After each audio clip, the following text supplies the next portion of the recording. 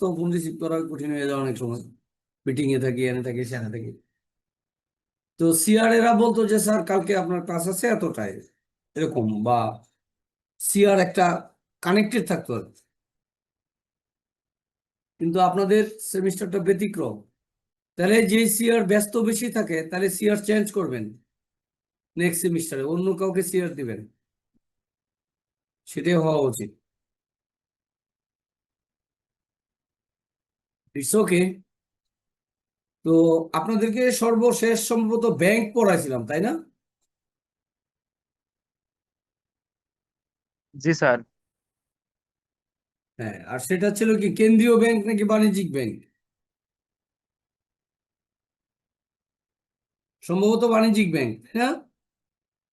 জি sir. আচ্ছা। তো আমি কি জাতীয় আয়ের অঙ্ক করাইছিলাম আপনাদেরকে, জাতীয় আয় চ্যাপ্টার থেকে, অনেক আগে?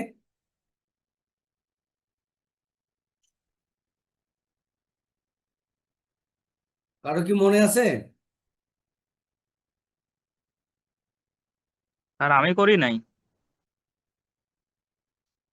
আচ্ছা, আমার মনে হয় করাইছিলাম সম্ভবত দুই একটা অঙ্ক দেখাইছিলাম মনে হয়।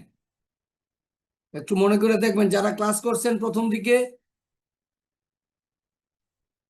জাতীয় আয়ের অঙ্ক যদি করিয়ে না থাকি তাহলে করাই দিব, হ্যাঁ। আচ্ছা, তাহলে আজকে আমি ওই যেটা পড়াবো সেটা হচ্ছে আর্থিক নীতি, রাজস্ব নীতি, এগুলা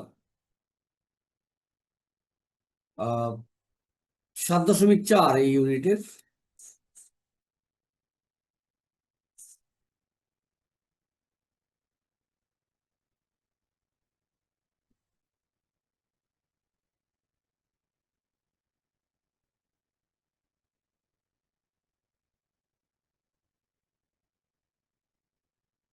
আর্থিক নীতি।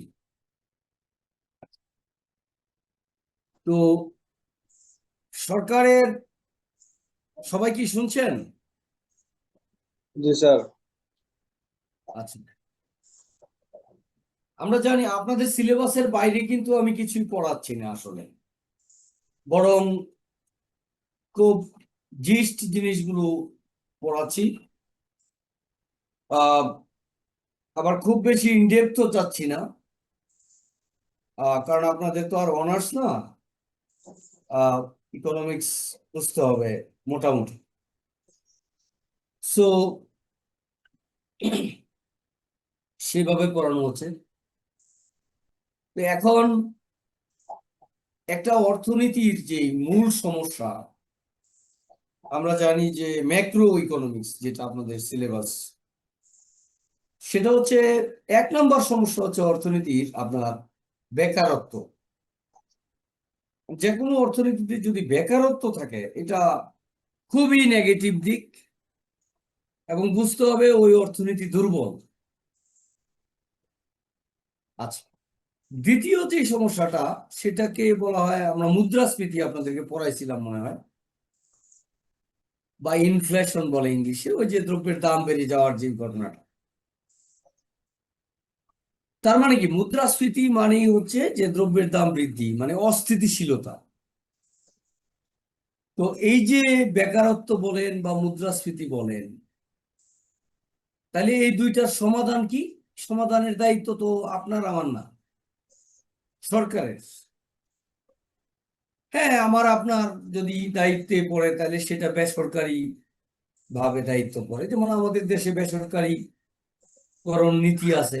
1992 সালে বেসরকারিকরণ কমিশন হয়েছিল, সচিবালয়ে এটার অফিস, আমি নিজে গিয়েছিও ওইখানে। সো বেসরকারিকরণকে চরম উদ্বুদ্ধ করা হয়েছিল। এটা আসলে প্রেসিডেন্ট জিয়াউর রহমানের সময় থেকে বেসরকারিকরণকে আহ কি বলে, উৎসাহ দেওয়া হয়। সো তারপরে তো বেসরকারি কমিশন হলো 1992। তবে একটা দেশের আয় তথা নিয়োগ নির্ধারণ, এই বিষয়গুলো টোটালি সরকারকে হ্যান্ডেল করা উচিত।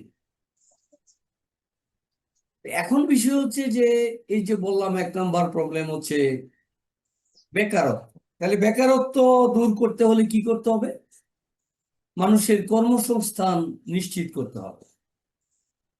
আর সেটাকে বলা হয় যে নিয়োগ বা পূর্ণ নিয়োগ অর্জনের লক্ষ্যে অর্থনীতি পরিচালিত হতে হবে। পূর্ণ নিয়োগ মানে কি? একটা দেশে কর্মক্ষম লোক যারা, তারা যদি প্রচলিত মজুরিতে কাজ পেতে চায় এবং সেই কাজ পায়, তাহলে তাকে পূর্ণ নিয়োগ বলা হয়। হ্যাঁ, পৃথিবীর কোনো অর্থনীতিতেই পূর্ণ নিয়োগ হয় না আপাত দৃষ্টিতে। তবে বেকারত্ব যদি সহনীয় পর্যায়ে থাকে, তাহলে বলা যায় যে পূর্ণ নিয়োগ। যেমন আপনি যদি বলেন জাপানি অর্থনীতি বা সাউথ কোরিয়া, তাদের দেশে অন্য দেশ থেকে শ্রমিকরা কাজ করতেছে, তো তারা তারা যে বেকার বসে আছে তাও না। অর্থাৎ তাদের প্রয়োজনের তুলনায় শ্রমিক বেশি লাগে, বিদেশ থেকে আমদানি করে। আর বাংলাদেশে অতিরিক্ত শ্রমিক, বেকার বেশি। এখন তাহলে পূর্ণ নিয়োগ কখন? তাহলে ধারণা করা হয় একটা অর্থনীতিতে 5 or 6% মানুষ, সেটা শিশু, বৃদ্ধ, প্রতিবন্ধী অথবা অলস, এই ধরনের লোক থাকে, তাদেরকে কর্মক্ষম জনগোষ্ঠী বলা হয় না। তারা ছাড়া বাকি যে 92 বা 94% লোক থাকে, 1 মিনিট, আমার একটা ফোন আসছে, আসলে ফোনটা রিসিভ করতেই হচ্ছে।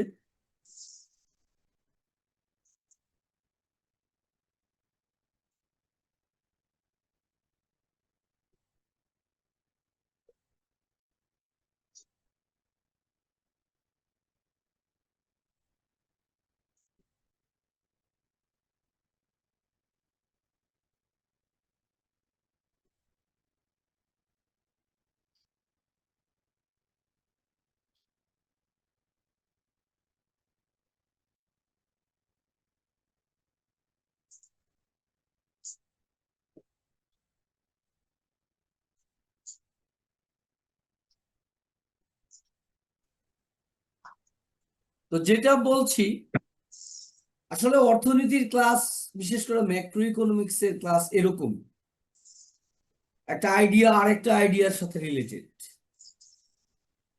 আর আপনাদেরকে সেই জন্যই ইকোনমিক্স পড়তে দেয়া হয়েছে।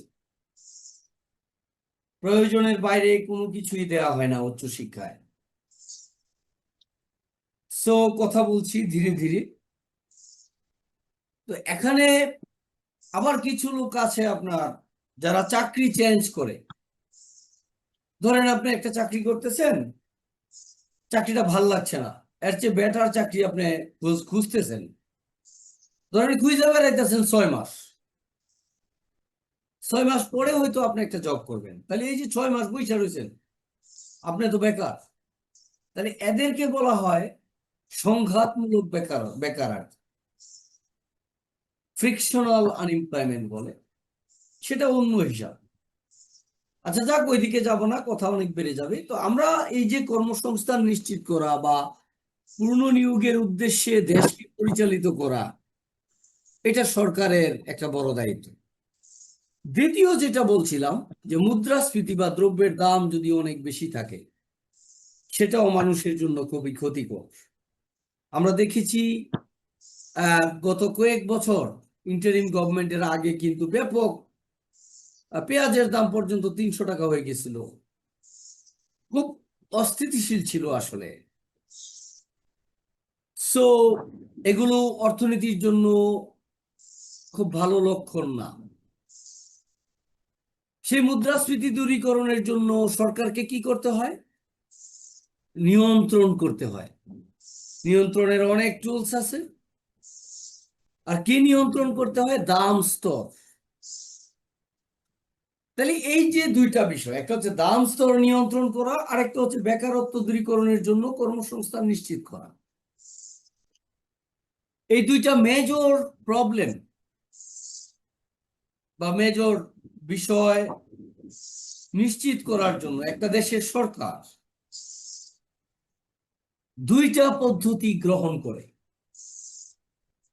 তার একটাকে বলা হয় রাজস্ব নীতি, যেটা ইংলিশে বলে ফিসক্যাল পলিসি, আরেকটাকে বলা হয় আর্থিক নীতি, ইংরেজিতে বলা হয় মনিটারি পলিসি।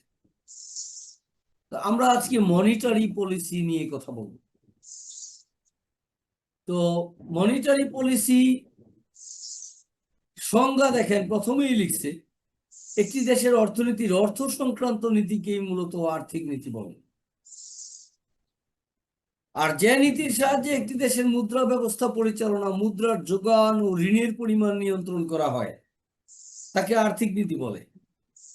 বিভিন্ন অর্থনীতিবিদ বিভিন্ন ভাবে সংজ্ঞা দিচ্ছেন। যেমন আর.পি. কেন্ট বলছেন যে পূর্ণনিয়োগের, এই যে যেটা বললাম,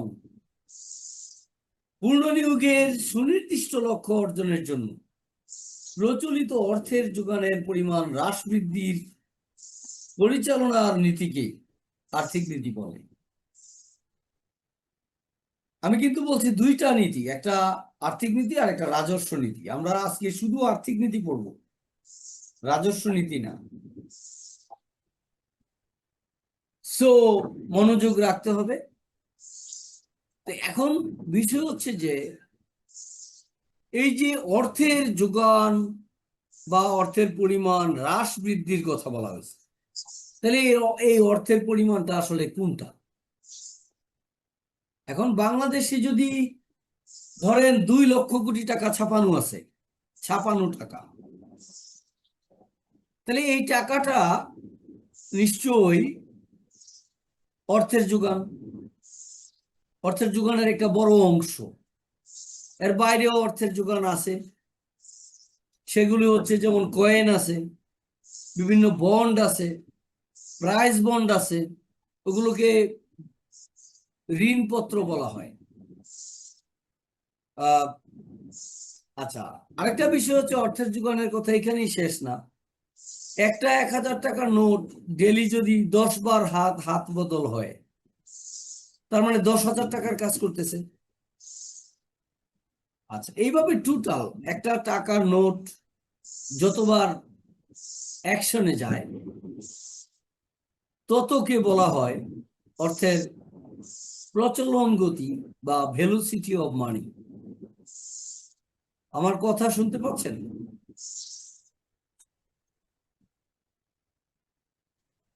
স্যার শোনা যাচ্ছে? জি স্যার, শোনা যায়। সো উই আন্ডারস্ট্যান্ড দ্যাট এই যে আপনার অর্থের যোগান, এই অর্থের যোগান কে নিয়ন্ত্রণ করে? সরকার না, Bangladesh bank, I mean central bank. I mean এই আর্থিক নীতি পড়াশোনা করলে আপনি বাংলাদেশ ব্যাংক বা কেন্দ্রীয় ব্যাংকের কার্যাবলী 50% লিখতে পারবেন। আচ্ছা, এখন যে কথাটা সেটি হচ্ছে এই আর্থিক নীতির উদ্দেশ্য কি? এখানে আরো কিছু সংজ্ঞা আছে, ঘুরে ফিরে একই কথা। তো সেইখানে আমি যাচ্ছি। আর্থিক নীতির উদ্দেশ্য নাম্বার 1 লিখছে, দেখেন, মূল্য স্তরের স্থিতিশীলতা। আমি কিন্তু শুরুতেই বলছিলাম প্রাইস স্টেবিলিটি রক্ষা করতে হবে। দ্রব্যের দাম যাতে বেশি ঊর্ধ্বগতি না হয়, নিম্নগতিও যাতে না হয়, তবে মৃদু বৃদ্ধি যাতে হয়। অর্থাৎ অর্থনীতিতে দ্রব্যের দাম বৃদ্ধি পাওয়া যেমন ক্ষতিকর, কমে যাওয়া আরো বেশি ক্ষতিকর। মৃদু গতিতে বাড়তে হবে। যদি তা না হয় তাহলে নতুন উৎপাদন আসবে না, উৎপাদকেরা উৎসাহিত হবে না, দেশে বিনিয়োগ থেমে যেতে পারে। এই সো দেশের অভ্যন্তরে দ্রব্য ও সেবার মূল্য স্থিতিশীল রাখা আর্থিক নীতির অন্যতম প্রধান উদ্দেশ্য। আচ্ছা, এখানে মার্কসের উক্তি আছে, পড়ে নেবেন। নাম্বার 2, বিনিময় হারের স্থিতিশীলতা রক্ষা। অর্থাৎ বিনিময় হার কি, সেটা হচ্ছে এক্সপোর্ট ইম্পোর্টের ক্ষেত্রে আমরা বাণিজ্যিক লেনদেনের ক্ষেত্রে আমরা বলে থাকি যে আমদানি রপ্তানি বহুলাংশে নির্ভর করে আসলে বিনিময় হারের উপর। এখন যদি ডলারের মূল্য বেড়ে যায়, তার মানে টাকার মূল্য কমে যায় আমাদের কাছে, তার মানে $1 দিয়ে পূর্বে যেই শার্ট প্যান্ট বাংলাদেশ থেকে আমেরিকা নিত, এখন ডলারের মূল্য যদি বেড়ে যায় তাহলে আমেরিকা আরো বেশি নিতে পারবে। ঠিক আছে, সো এই বিনিময় হার IMF বা ইন্টারন্যাশনাল মনিটারি ফান্ড, তার সাথে বাংলাদেশ ব্যাংক প্রতিনিধিত্ব করে সেটা রক্ষা করে। এখন তো অটো জেনারেটেড এগুলো, তারপরে অনেক ডিল করতে হয়। বাংলাদেশ ব্যাংকে বসে আছেন বড় বড় অর্থনীতিবিদ, এর বাইরেও world bank, IMF, ADB, JICA, বিভিন্ন দেশের এম্বাসি, হ্যাঁ, হাই কমিশন, তারা বাংলাদেশ ব্যাংক তথা লাইবর হ্যাঁ আমি তো ব্যাংক অফার নিতে স্যার এখন 2.5%। হ্যাঁ হ্যাঁ, সো এগুলো হয়, ইটস ওকে। তাইলে সেটা করে বাংলাদেশ ব্যাংক বা যে কোনো দেশের কেন্দ্রীয় ব্যাংক। বাণিজ্য চক্র নিয়ন্ত্রণ, এই যে মুদ্রাস্ফীতি বা মুদ্রা সংকোচন দেখা দিলেই কিন্তু বাণিজ্য চক্র আপ ডাউন করে, হ্যাঁ, সেটা অর্থনীতির জন্য কাম্য হতে পারে না। মুদ্রাস্ফীতি বা মুদ্রা সংকোচনের সময় বাণিজ্য চক্র ওঠানামা করে, যেটা বললাম, তাহলে আর্থিক নীতি ব্যবহার করা হয়, এটা আর্থিক নীতির একটা উদ্দেশ্য। আমরা কিন্তু উদ্দেশ্য পড়তেছি। পূর্ণ কর্মসংস্থান অলরেডি বলে ফেলছি আমি। লর্ড কেইন্স, লর্ড কেইন্সের নাম শুনছেন আপনারা?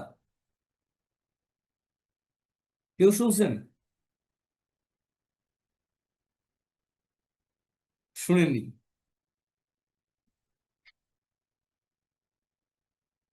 লর্ড জন মেনার্ড কেইন্স, তার বাবাও ছিল অর্থনীতিবিদ, তিনি একজন মার্কিন ইকোনমিস্ট। আজকের পৃথিবী এই পর্যায়ে আসছে লর্ড কেইন্সের থিওরি অনুযায়ী। তাকে সামষ্টিক অর্থনীতির জনকও বলা হয়। একটু বলি, কারণ অর্থনীতির শিক্ষক আমি, যদিও আমি খুব কম জানি, যতটুকু জানি ততটুকুই আপনাদের সাথে শেয়ার করি। আমরা জানি 1929 সনে আমেরিকার অর্থনীতিতে মহামন্দা দেখা দিছিল, গ্রেট ডিপ্রেশন বলে ইংলিশে। আর আমেরিকার অর্থনীতি ফল করা মানে সারা পৃথিবীর অর্থনীতি ফল করা। এখনো সারা পৃথিবীর অর্থনীতি আমেরিকার উপরে বহুলাংশে নির্ভর করে। আপনারা লক্ষ্য করেছেন কিনা, কিছুদিন আগে প্রেসিডেন্ট ট্রাম্প পৃথিবী কাঁপিয়ে দিছে শুধু শুল্ক আরোপ করে বাংলাদেশের উপরে, পৃথিবীর বিভিন্ন দেশের উপরে, এবং পরে তো বাংলাদেশের উপর থেকে সেটা কমালো। এখন তো আরো কমাইছে মনে হয়, 19% দিতে হবে বলবো, 30% ছিল একবার, এরকম। এখন কথা হচ্ছে, এখন তো ইন্টারন্যাশনাল ইকোনমিক্স আরো বেশি বন্ডেড, আরো বেশি ডিপেন্ডেন্ট অন ইচ আদার। 1929-এ এতটা ছিল না, তারপরও অনেকটা ছিল। তখন আমেরিকার প্রেসিডেন্ট ছিল প্রেসিডেন্ট রুজভেল্ট, যিনি সবচেয়ে বেশি সময় ধরে আমেরিকার প্রেসিডেন্ট ছিলেন। 13 বছর তিনি ক্ষমতায় ছিলেন, ওবামার পার্টির ডেমোক্রেটিক। তার বন্ধু ছিল এই লর্ড কেইন্স। তিনি লর্ড কেইন্সকে বললেন যে কি করা যায়। এই 1929-এর আগে ক্লাসিক্যাল ইকোনমিক থিওরি অনুযায়ী আমেরিকা চলত বহুলাংশে। তাদের তত্ত্ব ছিল সরকার তেমন একটা অর্থনীতিতে হস্তক্ষেপ করার দরকার নাই, সরকার প্রতিরক্ষা দেখবে, যে মিনিমাম সেক্টরগুলো কিছু সেবা খাত, প্রতিরক্ষা, আইন শৃঙ্খলা, এইগুলো হচ্ছে সরকারের মেইন কাজ। অর্থনীতিতে ইন্টারফেয়ার করা মেইন কাজ না। বাট এই বিষয়টা আসলে প্রথম বিশ্বযুদ্ধের পরেই অনুধাবিত হয় যে সরকার অর্থনীতিতে হস্তক্ষেপ করা দরকার, এবং সেটি অফিসিয়ালি হয়নি। But Lord Kaynes for the first time idea দিলেন যে এই যে মন্দা অর্থনীতি, এটাতে চাঙ্গা করতে হলে প্রচুর সরকারি ব্যয় করতে হবে, গভর্নমেন্ট এক্সপেন্ডিচার। এবং তিনি থিওরি দিলেন, থিওরির নাম হচ্ছে the general theory of employment, interest and money. তার বিখ্যাত গ্রন্থের নাম এটা, সংক্ষেপে দি জেনারেল থিওরি বলা হয় এটাকে, অফ কেইন্স। আমি জানি আমার কথাগুলো একটু টপিক রিলেটেড না, একটু বাইরে চলে যাচ্ছি, তারপরে এইগুলো শুনতে হবে, because you are the students or learners of higher education honors program. So এই যে কেইন্স সেটা সাজেশন দিলেন, এবং সেটা উনি মডেলের মাধ্যমে থিওরি দিলেন, এবং সেটা অ্যাপ্লাই হলো আমেরিকান ইকোনমিতে। এবং আজকে দেখেন পৃথিবীর কোনো দেশ সরকারি হস্তক্ষেপ ছাড়া অচল অর্থনীতি, যে একজনই বড়লোক হয়ে যাবে, সরকার বলে দিচ্ছে যে এত টাকার বেশি এটা বেচা যাবে না। এই যে আমরা প্রাণের আচার খাই, 7 আপ খাই, আপনি যাই কিনেন না কেন, এটার প্রাইস কে নির্ধারণ করে? সরকার, কাস্টমস, ভ্যাট, কমিশনারেট। আমরা তো খেয়াল করি না। এই একটু আগে আমি স্বপ্ন থেকে আসলাম, আমি প্রায় 2000 টাকার বিভিন্ন খাবার দাবার টুকটাক আনলাম। তাহলে প্রত্যেকটা দ্রব্যের দাম নির্ধারিত কে করছে? সরকার করছে। হ্যাঁ, আপনি বলবেন এর বাইরেও তো দাম আছে, পুঁইশাক কিনা আনি আমরা 20 টাকা কেজি, তাই না, 10 টাকা কেজি, সেটা তো আর সরকার বলে দেয় না। এই কারণেই বাংলাদেশ মিশ্র অর্থনীতির দেশ, সরকারি এবং বেসরকারি উভয় খাতের সহাবস্থান এখানে রয়েছে। বিশ্বকে বাণিজ্য চক্র আসছে বলে আমি এত কথা বললাম, ট্রেড সাইকেল বলে ইংরেজিতে। পূর্ণ কর্মসংস্থান, এটা অলরেডি বলা হয়েছে, এটা আর বলবো না। শেষে আছে ইকোনমিক ডেভেলপমেন্ট। ফাইনালি আর্থিক নীতি, বাংলাদেশ ব্যাংক, কেন্দ্রীয় ব্যাংক যে কোনো দেশের, তার উদ্দেশ্য থাকবে ওই দেশের অর্থনৈতিক উন্নয়ন নিশ্চিত করা। ঠিক আছে, আমাদের বাংলাদেশ ব্যাংক ব্যাপক প্রশ্নবিদ্ধ, ব্যাপক। এই 4-5 দিন আগেও আমি একটা স্ট্যাটাস দিছি ফেসবুকে, 4-5 দিন না, 3 দিন, যে বাংলাদেশ ব্যাংক পোশাকের ব্যাপারে একটা ইয়ে করছে, এবং সেটা আবার প্রত্যাহারও করছে। আমি স্ট্যাটাসটা দিয়েছিলাম যে বাংলাদেশ ব্যাংক মোটেই দূরদর্শিতার পরিচয় দেয়নি। সো এটা তো অন্য জিনিস, কিন্তু আর্থিকভাবে এই যে টাকা পাচার, লক্ষ কোটি টাকা বাংলাদেশ থেকে চলে গেছে, সো বাংলাদেশ ব্যাংকের থাকার দরকার আছে?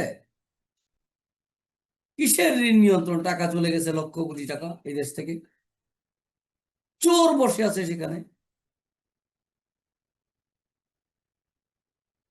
দুঃখজনক, এত টাকা পাচার আমি দেখি নাই ইন্টারন্যাশনালি কোনো দেশ থেকে হয়েছে। সেটা আমাদের দুর্ভাগ্য, এবং ডকুমেন্টসও আছে, এগুলো কোনো ভুয়া কথা না কিন্তু।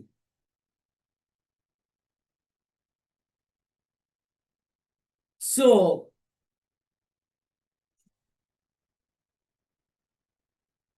ইকোনমিক ডেভেলপমেন্ট সেন্ট্রাল ব্যাংকের উদ্দেশ্য। আচ্ছা, এইবার আসেন আর্থিক নীতির হাতিয়ার, খুবই গুরুত্বপূর্ণ প্রশ্ন। আচ্ছা, হাতিয়ার কি? প্রথমেই আছে অর্থের যোগান নিয়ন্ত্রণ, এই কথাটা এইভাবে দেওয়ার দরকার নাই। আর্থিক নীতির হাতিয়ার আপনারা 1 নম্বরে দিবেন, এটা দুই দুই দিবেন 1, আর অর্থের যোগান নিয়ন্ত্রণ যেটা, এটা দেওয়ারই দরকার নেই। ঠিক আছে? আহ এটা দিছে আসলে টুলস এর বাইরে, কথাটা লিখছে আর কি। মূলত আমি যেটা বলি, আপনারা অন্য রাইটারের বইও পড়তে পারেন, নো প্রবলেম। তো মূলত আর্থিক নীতির হাতিয়ার আছে দুই দুই ধরনের। একটা হচ্ছে গুণগত, আর একটা হচ্ছে পরিমাণগত। তো যেটা পরিমাণগত, সেটা 3টা হাতিয়ার আছে।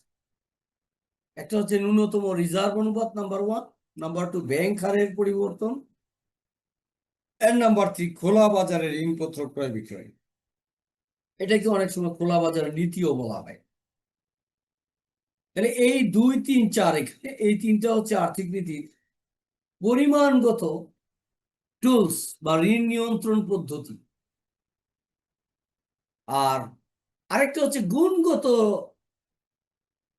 ঋণ নিয়ন্ত্রণ পদ্ধতি বা গুণগত হাতিয়ারও বলা চলে। তার মধ্যে হচ্ছে যেমন নৈতিক চাপ প্রয়োগ, প্রত্যক্ষ নিয়ন্ত্রণ, এগুলো। ঠিক আছে? আচ্ছা, সো ন্যূনতম রিজার্ভ অনুপাত কাকে বলে? এই কথাগুলোকে আপনারা আগে শুনেছেন, বুঝছেন? বলেন তো।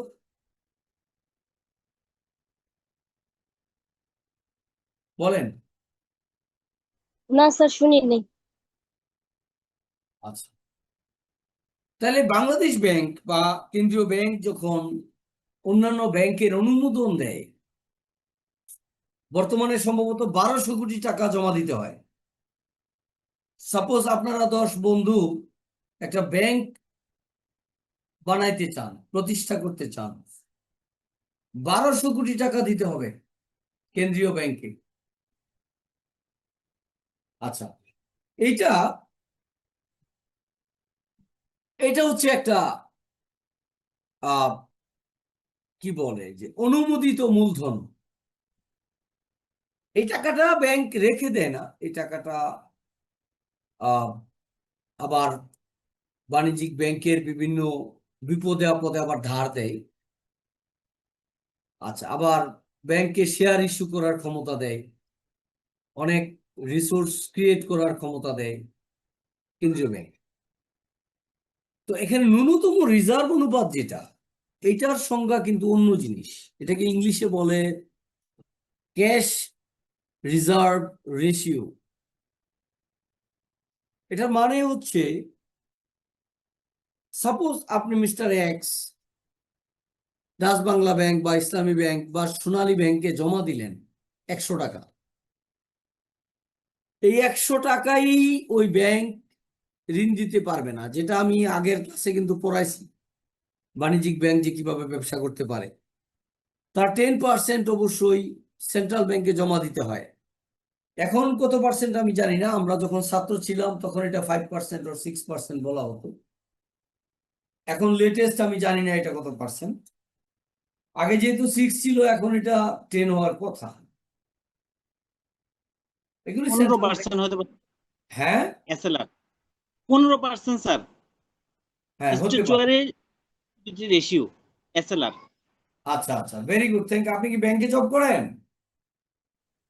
না স্যার, আমি ব্যাংকে জব করি না। আমি স্যার যে শেয়ার মার্কেটে ইনভলভ তো স্যার, এই কারণে ব্যাংক নিয়ে আমি স্যার করি, স্টাডি করি স্যার। আচ্ছা আচ্ছা, তাহলে দেখেন, সেটা আমাদের ছাত্র জীবনে 6% ছিল, আর এখন এটা 15% হয়ে থাকলে তো অনেক। আচ্ছা, তো এখন এই পার্সেন্টটা কেন্দ্রীয় ব্যাংকে জমা দিয়া বাকিটা ব্যবসা করতে পারে। তো এই যে পার্সেন্টটা, এইটা কেন্দ্রীয় ব্যাংক চাইলে 25 করতে পারে, চাইলে 5 করতে পারে। কেন্দ্রীয় ব্যাংক যখন দেখবে যে ফিল্ডে টাকা বেশি, দ্রব্যের দাম বেশি, পাবলিকের হাতে টাকা বেশি, এই জন্য সো টাকা যদি উঠায় নিতে হয়, তাহলে এই ঋণের সার্কুলেশন কমিয়ে দিবে। তাহলে এটার impact in the long run পরে দেখা যায় না, অর্থাৎ পুরো আর্থিক নীতির ইম্প্যাক্ট একটু দেরিতে আসে। এই জন্য রাজস্ব নীতি দ্রুত কাজ করে, কিন্তু ধননীতির উদ্দেশ্যে কিন্তু প্রায় সেম। আচ্ছা, এগুলি মনে রাখতে হবে। গেল এটা এটা আর বললাম না। নাম্বার 2, ব্যাংক হারের পরিবর্তন। ব্যাংক হার কি? ইংলিশে বলা হয় ব্যাংক রেট। ব্যাংক রেট হচ্ছে একটা সুদের হার। এটা অনেক চাকরির ইন্টারভিউতে আসে। What is bank rate? Bank rate is the interest rate of central bank. এটা not only in Bangladesh but also in every country. Central bank do it. তো সেখানে ব্যাংক হারটা কি? যখন নাকি কোনো কমার্শিয়াল ব্যাংক বিপদে পড়ে, একটু আগে বললাম, অথবা যে কোনো প্রয়োজনে কেন্দ্রীয় ব্যাংকের দ্বারস্থ হয় যে আমার 100 কোটি টাকা লাগবে বা আমার 1000 কোটি টাকা লাগবে, আচ্ছা, সো ডিপোজিটরদের টাকা দিতে পারছে না, ধার করা ছাড়া উপায় নেই, তখন একটা ইন্টারেস্ট রেট দিয়ে কেন্দ্রীয় ব্যাংক থেকে ঋণ পেতে পারে। আর সেই ইন্টারেস্ট রেটের নাম হচ্ছে ব্যাংক রেট। ওকে, গেল। নাম্বার 4, খোলা বাজারে ঋণপত্র ক্রয় বিক্রয়, ওপেন মার্কেট অপারেশন। এটা হচ্ছে ঋণপত্র, যেমন বন্ড, তারপরে ট্রেজারি বিল, তারপর ডিবেঞ্চার, প্রাইস বন্ড, এগুলো সবই আসলে ঋণপত্র বলা যায় এক ধরনের। তো এগুলো বেচলে ফিল্ড থেকে টাকা কেন্দ্রীয় ব্যাংকে চলে যাবে, কিনতে হবে। এখন ডাচ বাংলা ব্যাংকে বলবে যে আপনাকে 5000 কোটি টাকার বন্ড কিনতে হবে, ইয়েস কিনতে হবে। হ্যাঁ, শুধু ডাচ বাংলা ব্যাংকে বলবে না, সকল কমার্শিয়াল ব্যাংকে বলবে। ও একটা সার্টিফিকেট বেচবে, 5000 কোটি টাকা চলে যাবে সেন্ট্রাল ব্যাংকে, এক্সাম্পল দিচ্ছি আর কি।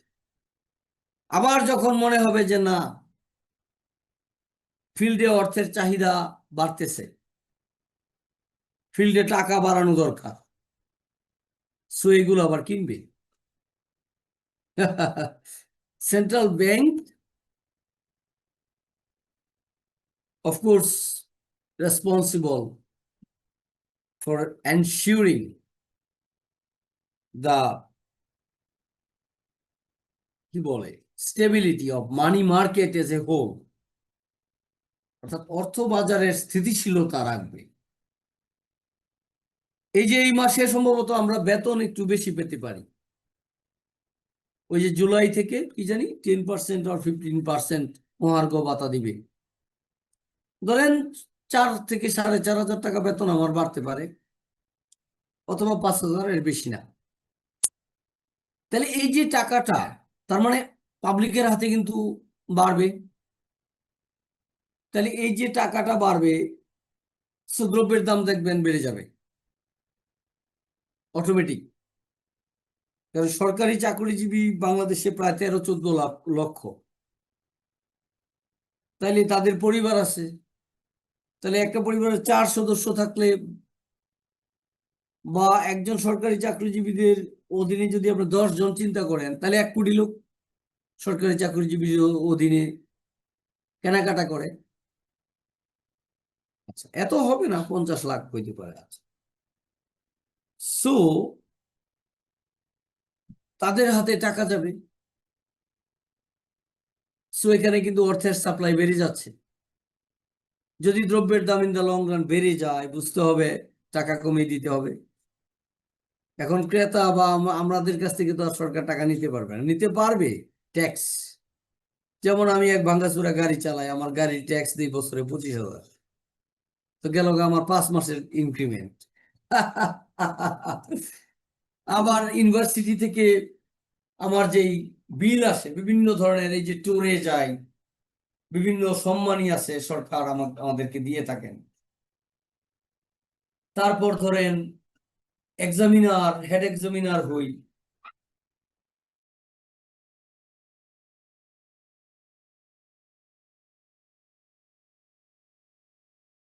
দিতে হয়। তাহলে নিয়ে গেল তো আমার এই যে টাকা বেতন বাড়াবে 1 বছরে, এই টাকা সরকার ট্যাক্স দিয়ে যাচ্ছে, লাভ নাই কিন্তু। আর এখন এনবিআর যে কড়াকড়ি হয়েছে, কড়াকড়ি হওয়া দরকার।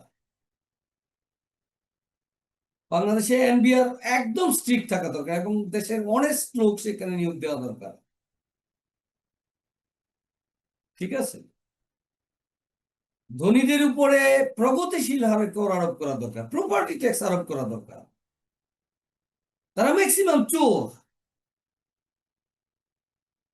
দেশে গরিবেরা আরো গরিব হচ্ছে। গত বছর দেখছি এক গবেষণায় বাংলাদেশে 50 লক্ষ লোক গরিব থেকে আরো গরিব হয় শুধুমাত্র চিকিৎসা ব্যয় করে। আমি গতকালকে রাতে ইবনে সিনাতে ডাক্তার দেখাইতে গেছি। আমার নিজেরও প্রবলেম, আমার ছেলের প্রবলেম। আমার ছেলের ক্ষেত্রে ভিজিট দিছি 1000, আমার দিছি 800। মেজাজ খারাপ হয়নি বলে। তার যেই খরচ সবকিছু মিলিয়ে না 500 নিতে পারে। ডাক্তাররা আবার এখান থেকে তো নিবে, আবার টেস্ট টেস্ট করতেছি, ওইখান থেকে কিন্তু অটো তার অ্যাকাউন্টে টাকা চলে যাচ্ছে। চোর। ভিজিট নাই এখন। তাহলে এগুলো চোর। আমি অনেক ডাক্তারকে সালাম দেই না, ম্যাক্সিমাম দেই না। ঠিক আছে, কারণ তারা তারা ভিজিট নেই, ওকে মানলাম, কিন্তু কমিশন যে খায় কোনোভাবে এটা হালাল হবে না। চোর তারা। তারা আরো ধনী হচ্ছে। 2টা বাড়িতে তাদের হয় না, আর 10টা বাড়ি করা লাগে, প্লট লাগে, থাপড়ানো দরকার শুধু তাদেরকে ধরে ধরে। স্যার বিভিন্ন ওষুধ কোম্পানির ওষুধ লিখে দিয়ে ওরা কমিশন হ্যাঁ, খায়। সেটাই। তো এগুলো যেদিন বাংলাদেশ থেকে দূর হবে ওই দিন মনে করবেন যে কল্যাণমূলক রাষ্ট্র হচ্ছে দেশের। হবে না কখনো। হবে না, আশা রাখাও যায় না। সরকারি হসপিটালে এভরিথিং ফ্রি করে দেওয়া উচিত। এই যে আমরা মোবাইল বিল দেই, এখনো কিসের মোবাইল বিল? সম্পূর্ণ সাবসিডি দেওয়া উচিত প্রত্যেকটা কোম্পানিকে, গভর্নমেন্টকে। ফ্রি কথা বলবে মানুষ, এটা হতে পারে। রাস্তার মোড়ে মোড়ে টেলিফোন থাকবে, পাবলিক টেলিফোনে কথা বলবে ফ্রি। এইগুলো ছিল সরকারের দায়িত্ব। আপনি যান এয়ারপোর্টে, যান রেলওয়ে স্টেশনে, আছে কিচ্ছু নাই।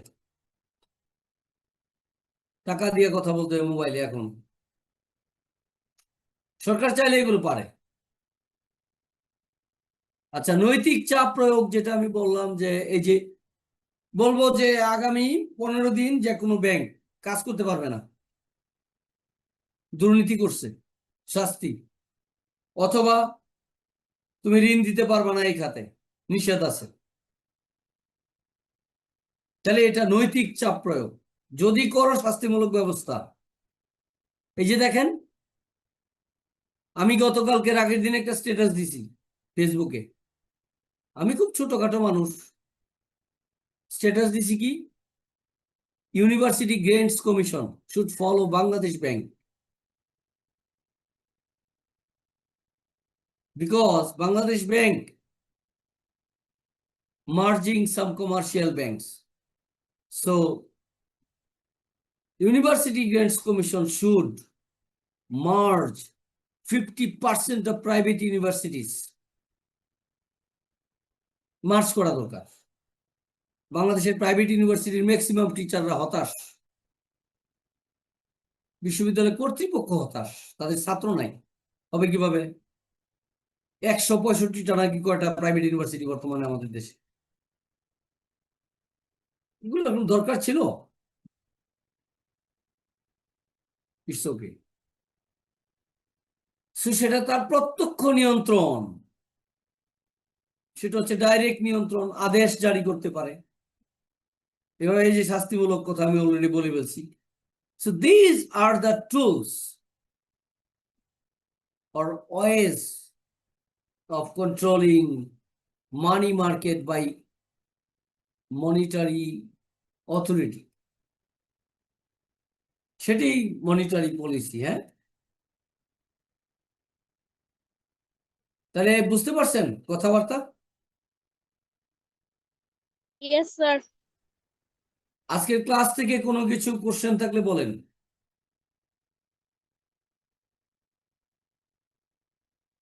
আছে কারো কোশ্চেন? No sir. আপনাদেরকে একটা সাজেশন দেওয়ার কথা ছিল, তা আমি অনেক ব্যস্ততায় পারিনি। আমি দিব 2-4 দিনের মধ্যে চেষ্টা করব। এইটাই এই জন্যই বললাম, আপনাদের সিআর আমার সাথে যোগাযোগ করেনি, কি জানি নাম, মিস্টার আব্দুল হাই। স্যার হাই। হ্যাঁ, আপনি কিন্তু যোগাযোগ করেননি কিন্তু।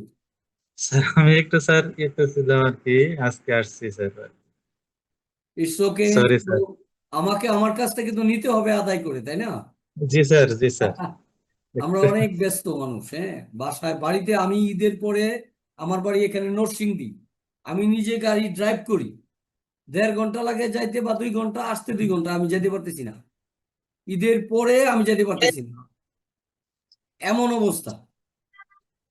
তো ঈশ্বরকে, আপনারা সুস্থ থাকেন, ভালো থাকেন। আগামী ক্লাস, আপনাদের পরীক্ষার ডেট হয়েছে জি স্যার, 1 তারিখ থেকে পরীক্ষা স্যার। 1 তারিখ থেকে, তাহলে তো সাজেশন দিয়ে দিতে হবে, এই উইকে দিব ইনশাল্লাহ। হ্যাঁ, ঠিক আছে। স্যার আমার একটা কথা ছিল। হ্যাঁ, বলেন। স্যার এটা যেহেতু আমাদের সেকেন্ড সেমিস্টারের, এটা পরে দিলেও চলবে স্যার, আগে দিলেও সমস্যা নাই। কেন একসাথে পরীক্ষা হবে না? স্যার 1 মাস পরে হবে আর কি, ও, সিরিয়াল আগে তাইলে ফার্স্ট আর এত সেমিস্টার হবে। তাড়াহুড়া নাই, ঠিক আছে। স্যার আমি জানতে চাই, আমি হ্যাঁ, আর কি বলতে চাচ্ছি, বলেন। আমরা ফার্স্ট সেমিস্টারের পরীক্ষা দিচ্ছি তো আমাদের, আমি যতদূর জানি জেনারেলে বা পাবলিক ইউনিভার্সিটিতেও প্রত্যেকটা পরীক্ষায় 3 দিন লিস্ট গ্যাপ থাকে, কিন্তু আমাদের পর পর 2টা পরীক্ষা দিচ্ছে স্যার। এটা কতটুকু যৌক্তিক স্যার বলেন? এইটা করছে আপনাদের ভালোর জন্য, কারণ সেশন জট লাগে যায় তো বিশ্ববিদ্যালয়ে, দেখেন না আমাদের দেশে। এইভাবে স্যার এভাবে অনেক অনেক রিটেক আর হবে কমপক্ষে দেখে। একটা দিন গ্যাপ দিলে ভালো হতো, কমপক্ষে একটা দিন, একদিনও গ্যাপ দেয় নাই, আজকে একটা আগামীকাল আর একটা। স্যার এটার একটা প্রধান কারণ কি, আমাদের অনেক সহপাঠীরা আছে যারা বাংলাদেশের বিভিন্ন প্রান্ত থেকে আসে, তাহলে ওরা কি পর পর 2 দিন দিতে হলে ওদের ঢাকায় স্টে করতে হবে। তারা কোথায় স্টে করবে? সবার তো ঢাকায় স্টে স্টে করার করবে, জায়গা নেই। ঢাকায় স্টে করবে, অনেক জায়গায় আছে থাকা যায়। এই যে আমাদের ইউনিভার্সিটির পশ্চিম পাশে নাইম আছে, নাইমে থাকতে পারে। তারপর ওই যে টিচার্স ট্রেনিং কলেজ আছে, বিভিন্ন রেফারেন্স নিয়ে থাকতে পারে। আত্মীয় স্যার স্বজন, কার আত্মীয় স্বজন এখন টাকা নাই, সবারই আছে। স্যার মূল বিষয় হচ্ছে স্যার পড়াশোনা করা। পড়াশোনা স্যার ভালো প্রস্তুতি না থাকলে, স্যার আপনার লাগালাগি 2টা পরীক্ষা দিলে স্যার হয় আচ্ছা, না। এটা ঠিক আছে, আপনাদের প্রাসঙ্গিক কথা, আমি বলছি না একদম অযৌক্তিক দাবি। আপনাদের ডিনকে সেটা অবগত করেন। হ্যাঁ, এখন না, আমি 2টা। তো আপনার কাছে জানতে চাইলাম স্যার, এটা কি হ্যাঁ, কতটুকু ঠিক? কিন্তু মনে এখন হয় না। শুনেন, আমরা ইন্টারমিডিয়েট পরীক্ষা দিছিলাম একদম টানা, কোনো বন্ধ টন্ধ ছিল না, আরো অনেক রেঞ্জ। আপনাদের তো একটা সুবিধা আছে যে একটা টিচার যা পড়াচ্ছে ওই টিচারই কোশ্চেন করতেছে, অন্তত একটা নিশ্চয়তা থাকে যে কি আসবে পরীক্ষায়, অনেকটা। হ্যাঁ, তারপরেও স্যার একটু। জেনারেলে পড়ে তারা তো মনে করেন রেগুলার স্টুডেন্ট, তাদের এখন তো ধরেন সমস্যা আমি বলি, এর আগে ছিল করোনা। করোনা শেষ হইয়া দেশের শিক্ষা ব্যবস্থা ব্যাপক ধাক্কা খেয়েছে। তারপরে দেখেন গত বছর এই যে জুলাই বিপ্লব, সরকার পতন আন্দোলন খাইছে, আবার একটা ধাক্কা 6 মাস 1 বছরে। আবার সামনে ইলেকশন, দেখেন আপনি এই অনেক ধরনের অস্থিরতা দেশে তৈরি হবে। এই জন্য আমি মনে করি ছাত্রদের স্বার্থে 2 সেমিস্টারের পরীক্ষা একবারে নিয়ে নিলে সেটা মন্দ না, দেখবেন অনেকেই ভালো করবে। পজিটিভলি নেন, লোড নিয়েন না। What is happening of course for your goodness. তো থ্যাংক ইউ ভেরি মাচ, আজকে এই পর্যন্তই। জি স্যার। জি স্যার, আসসালামু আসসালাম। আলাইকুম। ওয়ালাইকুম জি আসসালাম। স্যার, আসসালামু আলাইকুম। ওয়ালাইকুম আসসালাম।